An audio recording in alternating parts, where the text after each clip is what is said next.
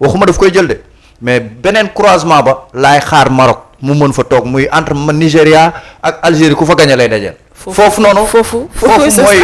xare ba dara. très bien Sénégal sax man pour man ils sont taillés pour mu dem jusqu'au bout. Mali gëw ma mu teeku. Côte d'Ivoire laa jaakaar nday éliminer sax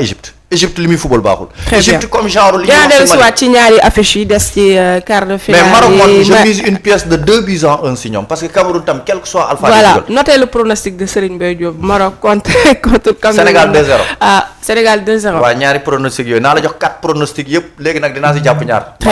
très bien alors di jaajëfal suñu internet yi ñi rejoindre ci chat bi merci beaucoup Karim Diop ñu ngi lay nuyu bu baax a baax aussi dem ci beneen rencontre bi aussi Côte d'Ivoire nara tase ki nga xamante ne aussi les pharaons d'Égypte aujourd'hui Côte d'Ivoire aussi on a vu depuis le début de cette compétition grâce à son jeune talent Amad Diallo bien sûr mu ngi def ay exploits yu exceptionnels aujourd'hui tey jii yan analyse lañ mën a am par rapport à cette rencontre là Côte d'Ivoire Égypte. waaye Côte d'Ivoire Égypte je pense que affiche bu am solo la affiche bu nar a neex la mais je pense que Côte d'Ivoire c'est champion d'Afrique en titre pour le moment ñoom ñoo yoreel équipe bi donc c'est une équipe qu'il faut prendre au sérieux même si ñoom nu ñu jëlee Coupe d'Afrique bi ils n'ont pas convaincu beaucoup de personnes en tout cas moi y compris parce que mënoon jàpp na ils ont bénéficié un peu lu ñu doon jouer si ñoom mais dañoo gis ne Côte d'Ivoire bi jëloon kan bi mooy phase de groupe bi Côte d'Ivoire boobu ak Côte d'Ivoire phase à élimination directe ñaari Côte d'Ivoire yu wute la woon donc tey jii nii c'est vrai que ils ont beaucoup d'absents gis naa course bi commencé ça di changer la physionomie maanaam ces joueurs yi nga xam ne ñoom ñooy départ parce que am na benn boy boo xam ne mooy boy bu ndaw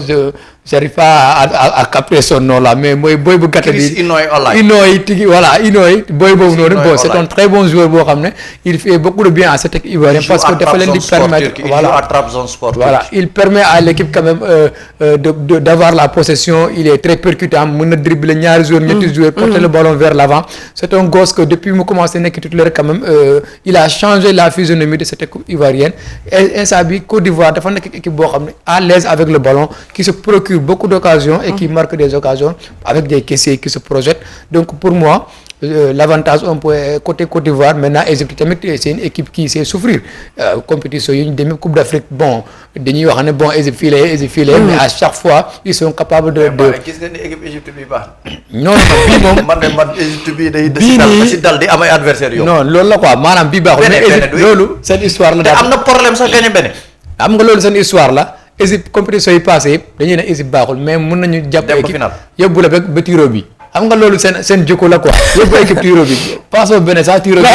prolongation la woon passé na contrairement benn bëggoon dem benn ma koy bu prolongation Égypte bañ Égypte bañ waaw parce que Sénégal dafa leen corriger si loolu donc une équipe boo xam ne même bu ñu baaxul ñoom ils sont tellement du vécu en Coupe d'Afrique ils sont tellement habitués à la compétition que duñu paniquer mën nañu la yóbbu di rey match bi di kërti ba yóbbu la prolongation on sait jamais aux séances tiro bi moom voilà. Est-ce que tu penses que Côte d'Ivoire mën na gagner cette équipe égyptienne? Je pense que yàggul en 2022 Cameroun est-ce que du Égypte moo leen éliminé en prolongation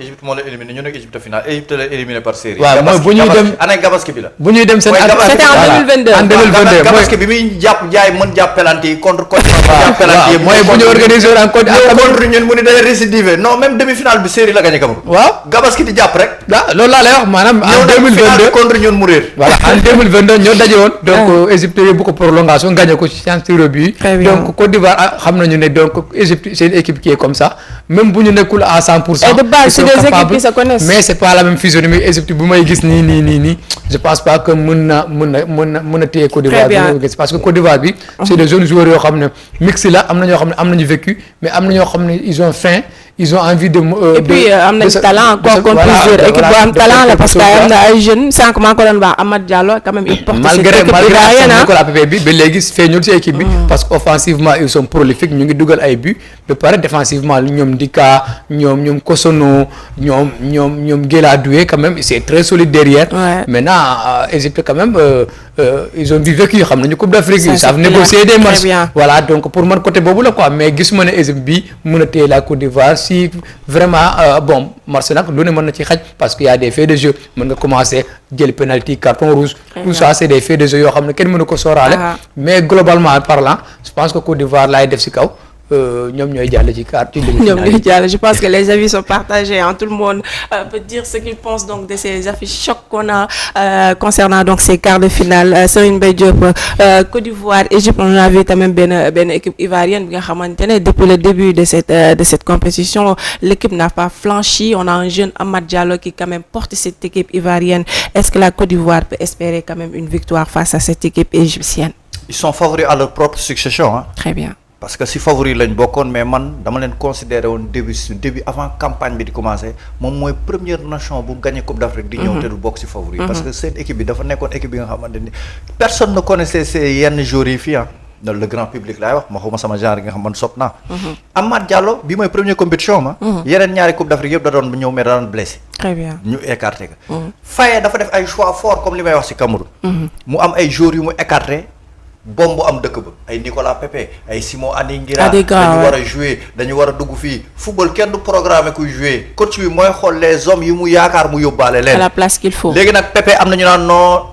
je suis d'accord sax ci côté Pepe parce que c'est le meilleur Ivoirien ci côté jamono ji buy jouer en Europe mais dafa am benn tweet bu mu defoon ak benn kii ñu di menacer Marocains yi xëy na dañ par côté problème extra sportif la géopolitique la xëy na mën na nekk loolu mais gëwuma loolu choix wu coach laay jàpp rek parce que coach bi loolu la wax Côte d'Ivoire nag seen flanc yi ñooy danger yi sànq maa ngi ko doon jéem a énumérer boo demee côté droite dafa am deux éléments Amad Diallo Guela Doué c'est le grand frère de Désiré Doué nekk Paris Saint-Germain ouais. gis nga Guela Doué day def ay dédoublement maanaam day ñëw di indi solution ci kaw pour def ay centre mais Amad Diallo day repiquer di dugg ci digg bi di xotti aile bi pour jéem a def enroulé à la Arsène Robben à la Messi à la Yamal à la gis nga genre xeetu Amad Diallo yi boo leen di seetaan ñuy football sa yaram day vibrer parce que seen yaram yëpp football heure bu dëggee bal danger la Côte d'Ivoire Amad Diallo mooy fer de lance mooy leader technique offensif bi ak le jeune pépite Yann Diomandé mooy rastaman bi nekk ci beneen aile bi kii da lay doggali côté bi Yann Diomandé doggali la côté bi ba pare nga su ma leen déggee gis leen comment non maanaam dañu am ay flanc da ngeen jox déjà favori non man li ñu wane laa gis de daa mën a juger si beneen flanc bi ñaar ña nga fa Ghislain Kona gis nga Côte d'Ivoire yàgg nañu servir ay latéral yu ay Eboué nekkoon nañ fi ay keneen ki nu mu tuddati ay Serge Aurier côté droite côté gauche nga am ay Siaka Thiene ay Arthur Boka ay joueurs yi nga xamante ni dañuy dégager des responsabilités yi nga xamante dañ koy assumer léegi ñu indi Ghislain Kona c'est le sosie de Arthur Boka teg même corpulence même créature nañu gàtt daaju daj ba pare dañuy lekk ay taux ak seen xeetu lekk yooyu ay am na lu gars yi di kii nu mu tuddati lekk ivoirien yooyu aceke yooyu boo lekkee mën nga toog journée doo lekk ndekkee nga xool da ngay toog journée doo lekk ivoirien dañu dëj suur këll léegi nga am kii nu mu tuddati Ghislain Kona Yann Diomandé qui est en train de se révéler City mi ngi koy laaj Leganés la nekkoon daaw ren mi ngi RB Leipzig ñëw ci Coupe d'Afrique bi di ko toj mi ngi dem Chris Inay Olay c'est la révélation Chris Inay Olay peut-être c'est le Messie xam nga le Christ c'est le sauveur peut-être c'est le sauveur italien parce que début bi dañu doon gëmloo Jean-Michel Seri bi nga xam maa nga Maribor championnat Slovénie championnat yu dellu ginnaaw yooyu nga xam ne jeexal na tàkk seen tour moo leen indaale Seko Fofana ce n'est que l'ombre de lui-même coach bi ñëw intronisé parce que début saison dañ ko doon promettre avenir radieux mais dañ ko teg ci pas bi premier match yi contre Cameroun ça n'a pas donné trop ça troisième match bi la dugg génn tul léegi Evan Dinka ak Odilon Koussounou seen défense Evan Dinka masul perte match buy jouer match biir Côte d'Ivoire match officiel masu fa perte heure buy ñu gagné Côte d'Ivoire dañ ko weer wala ñëwul très bien pour te montrer que défense de fer lañ am foofu ba pare nga am góol bu ñuy wax Yaya Fofana bi nga xamante ne mi ngi dégager mi ngi garder les cages inviolées li muy jël ci ay bii bëriwul bien vrai que mi ngi jël ci kaw nag lañ xaw am problème mooy à la pointe de l'attaque nag li dal Sénégal moo leen dal seen attaque yi indiwuñ conviction yaa Evan Guessant yaa Vakoum Bayo bi nga xam dugalagul sax bi sélection dugalagul tam bi Udinese ak Watford ba mu nekkoon yaa aussi Jean-Philippe Crasso oui Bazoumana Touré sax moo leen tane mooy booy bi dugg di dugal ki dugal keroog troisième bi Offenay na nekk te 2 ans en arrière booy ñi ngi nekkoon ASEC Mimosa même Chris Inoy Olay centre formation Jean-Marc Guiou lañ nekkoon ñooñu bi ñu dajeek foog naa ASEC ak Jaraaf jeune kenn ki Bazoumana Touré pour te montrer que le football tout va vite dernière Coupe d'Afrique ba ña nga woon seen dëkk ren Coupe d'Afrique bi ñoom ñooy porter maillot Côte d'Ivoire waa Côte d'Ivoire taxaw di leen jaamu effectivement maanaam di leen vénérer di leen seetaan c'est la loi du football côté Égypte nag seen attaque mooy seen force parce que Salah si dernière décennie bi c'est le meilleur joueur africain si 10 dernières années bu ñuy xool nga am Omar Marmouche moom mooy porter actuellement rythme match bi nga am tam Moustapha Mohamed bu nekk naan peut-être si banc bi lay jógee. nga am Zizo Trezeguet. ñooñu Al Ahly lañ nekk. Égypte nag dafa am équipe bi nga xam à base locale la Zamalek Al Ahly ak Pyramids ñetti club yooyu ñooy servir parce que Atia ki dugal bii bi Al Ahly la nekk Magalin am na benn axe bi nga xam Zamalek lay jógee Fatih am na benn latéral bi nga xam Zamalek lay jógee en tout cas dañu yor équipe bi nga xamante ni dañ ko def base locale te seen championnat ñoo mën si Afrique. Très bien. Al Ahly mooy club bi gën a titré si àddina.